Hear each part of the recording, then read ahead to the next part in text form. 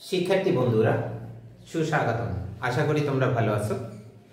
আজকের আমি যে বিষয় নিয়ে আলোচনা করতে যাচ্ছি সে হলো 2025 সালের অষ্টম শ্রেণীর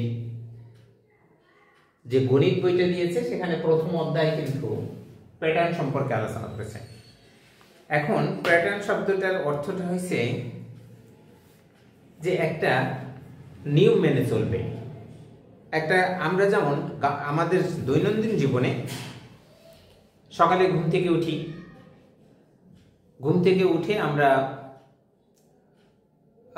দাঁত ব্রাশ করি, ফ্রেশ হই, নাস্তা করি, তারপরে কাজে লেগে যাই। প্রত্যেকটা মানুষের একটা দৈনন্দিন জীবনের কিন্তু কি কাজ করবে, যারা খেলাধুলা করে তাদের খেলাধুলায় চলে যায়, এটাই একটা প্যাটার্ন।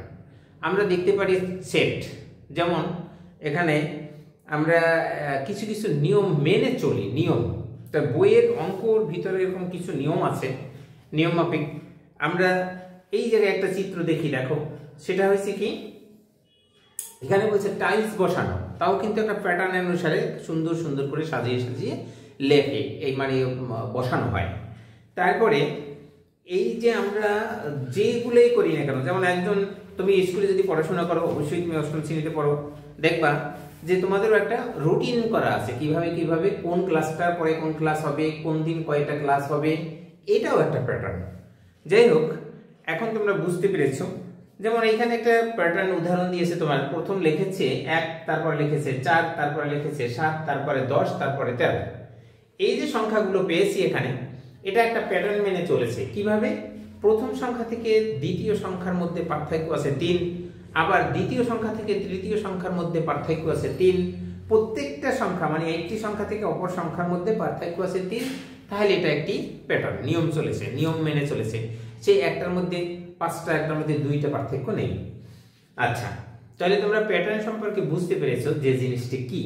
কোনো কোনো সময় যাবে কোনো গুণনীয়ক হারে বৃদ্ধি পেতে পারে, আবার ভাগাকারেও কিন্তু বৃদ্ধি পেতে পারে বা কমতে পারে, যে জিনিসটা আমরা এখানে পেয়েছি। এখানে আবার দেখছি এখানে একটা সংখ্যা আছে, পরবর্তী তোমার বইতে আছে কিনা, এখানে আছে 4, তারপরে 8, তারপরে তার প্রথমে 2, তারপরে 4, তারপরে 8, তারপরে 16, তারপর 32। এটা কিন্তু গুণনীয়ক হারে বেড়েছে। দেখো প্রথম সংখ্যাকে যদি গুণ করি 2 দিয়ে, তাহলে হয় কত? 4।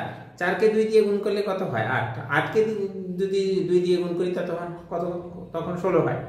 এবং 16কে যদি 2 দিয়ে গুণ করি তাহলে 32 হয়। তাহলে কি এটা 2 এর গুণিতক হারে বৃদ্ধি পেয়েছে, এটা দ্বিগুণ হচ্ছে। সেটা হচ্ছে একটি প্যাটার্নের উদাহরণ। তোমরা প্যাটার্ন সম্পর্কে বুঝতে পেরেছো। এবার আমরা মৌলিক সংখ্যা সম্পর্কে আলোচনা করব। মৌলিক সংখ্যা, তাহলে দেখো মৌলিক সংখ্যা আমরা প্যাটার্ন সম্পর্কে কিন্তু এতক্ষণ আলোচনা করলাম, তোমরা অবশ্যই বুঝতে পেরেছো।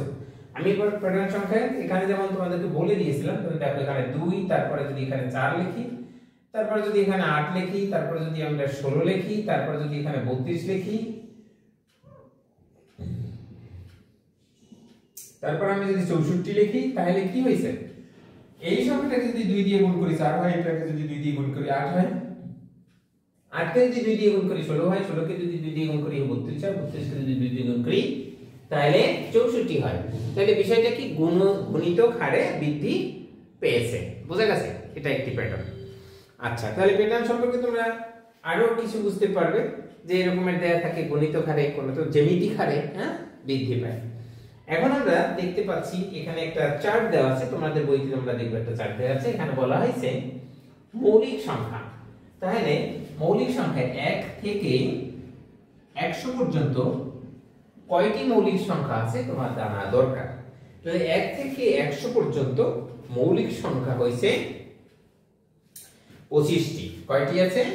25টি। তোমরা দেখে নেবে 1 থেকে 100 এর মধ্যে মৌলিক সংখ্যা আছে 25টি। এবারে আমি সেটা কোথায় কোথায় আছে তোমাদেরকে দেখাবো। এটা চার্ট দেখবা, চার্ট থেকে তোমরা শিখে নেবে। এখানে আছে 1 থেকে 10 এর মধ্যে মৌলিক সংখ্যা হলো 4টি। ঠিক আছে, 1 থেকে 10 এর মধ্যে মৌলিক সংখ্যা 4টি। এবার 11 থেকে 20 এর মধ্যে মৌলিক সংখ্যা 4টি। তোমরা দেখতে পাবে। এখন যদি প্রশ্ন করো যে হ্যাঁ 4টি বুঝলাম, তাহলে 4টি কি কি, তাহলে এখানে 1 থেকে 10 এর মধ্যে যে মৌলিক সংখ্যাগুলো আছে সেটা তোমাদের যদি লিখে দেখাই, 2 সবচেয়ে ছোট মৌলিক সংখ্যা, ধনাত্মক মৌলিক সংখ্যা, সবচেয়ে ছোট ধনাত্মক মৌলিক সংখ্যা হলো 2। তাহলে 2 আছে, 3 আছে, 5 আছে এবং 7 আছে। এই সংখ্যাগুলো হলো 1 থেকে 10 এর মধ্যে 4টি মৌলিক সংখ্যা। এরপরে আমি যেটা এখানে দেখাইছিলাম 11 থেকে 20 এর মধ্যে মৌলিক সংখ্যা কয়টি? 4টি। তোমাদের প্রশ্ন জাগতে পারে যে 4টি মৌলিক সংখ্যা কি কি? তাহলে হবে কত? 11, 13, 17, 19। এই সংখ্যাগুলো মৌলিক সংখ্যা। এখন মৌলিক সংখ্যা কাকে বলে সেটা তো অবশ্যই তোমরা জানো, যে সংখ্যাকে এক ব্যতীত অন্য কোনো গুণনীয়ক নেই, অথবা এখানে এই সংখ্যাটাকে অন্য কোনো সংখ্যা দ্বারা ভাগ করা যায় না, তাকে কিন্তু মৌলিক সংখ্যা বলে। আচ্ছা, আমি কি বলেছি? এখানে 25টি কথা বলেছি, 4টি 4টি 8টি পেয়ে গেছি। এবারে হলো 21 থেকে 30 এর মধ্যে মৌলিক সংখ্যা কয়টি? 21 থেকে 30 এর মধ্যে মৌলিক সংখ্যা হলো 2টি। 2টি কি কি? এক হলো 23, 2 হলো 29। তাহলে তোমরা এটাও শিখে গেলে যে এখানে কি কি মৌলিক সংখ্যা আছে। পরবর্তীতে আমরা যেটা পাচ্ছি সেটা হলো 31 থেকে 40 এর মধ্যে মৌলিক সংখ্যাও 2টি। তাহলে সেই 2টি কি কি? প্রথমেই দেখো 31 সংখ্যাটাকে কোনো সংখ্যা দ্বারা ভাগ করা যায় না। পরবর্তীতে আছে আরেকটা 37, এটাকে কোনো সংখ্যা দ্বারা ভাগ করা যায় না। তাহলে তোমরা বুঝতে পেরেছো যে 1 থেকে আমি যেভাবে তোমাদেরকে মৌলিক সংখ্যা শেখাচ্ছি, এখন হলো 41 থেকে 50 এর মধ্যে মৌলিক সংখ্যা কয়টি? 41 থেকে 50 এর মধ্যে মৌলিক সংখ্যা হলো 3টি। সেটা কি? 41, এক নম্বরে হলো 41, 43 এবং 47। 41, 43 এবং 47। তাহলে কয়টা পেয়েছি? 3টি পেয়েছি। আশা করি তোমরা জিনিসটা দেখতে পাচ্ছ এবং বুঝতে পারছো। আমি তোমাদেরকে হেল্প করতেছি, দেখি। আচ্ছা, তাহলে এরপরে যে জিনিসটা আসছে সেটা হলো কি, আমি 51 থেকে যাই, 51 থেকে 60 এর মধ্যে মৌলিক সংখ্যা কয়টি? 51 থেকে 60 এর মধ্যে মৌলিক সংখ্যা কয়টি? তাহলে 51 থেকে 60 এর মধ্যে মৌলিক সংখ্যা হলো 2টি। কি কি হবে? 1 নম্বরে 53, 2 নম্বরে হবে 1 নম্বর হলো 53, 2 নম্বর হলো 59। এই হলো 2টি। তাহলে আশা করি তোমরা দেখতে পাচ্ছ।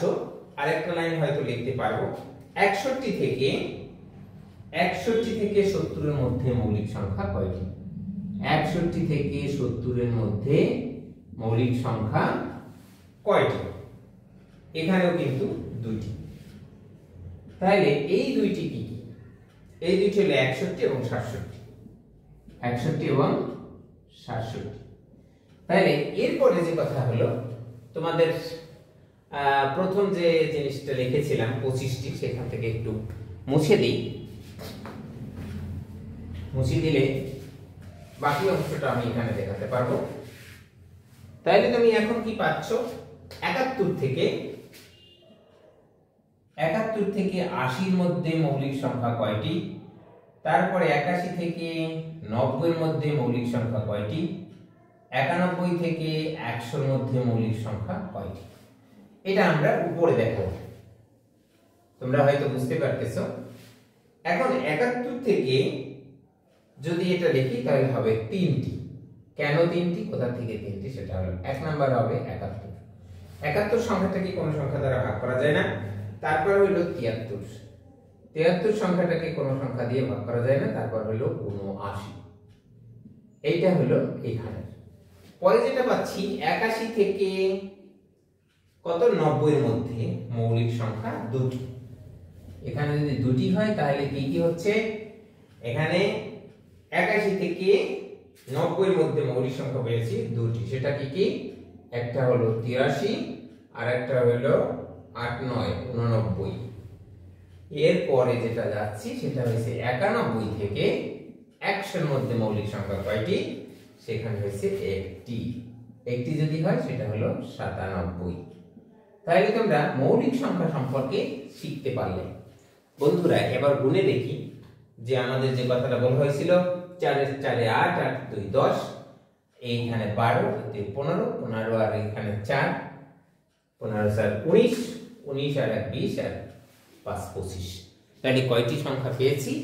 25টি সংখ্যা পেয়েছি। কেমন? তোমরা অবশ্যই বুঝতে পেরেছো। আমি তোমাদেরকে একটু নিয়ে আলোচনা করেছি।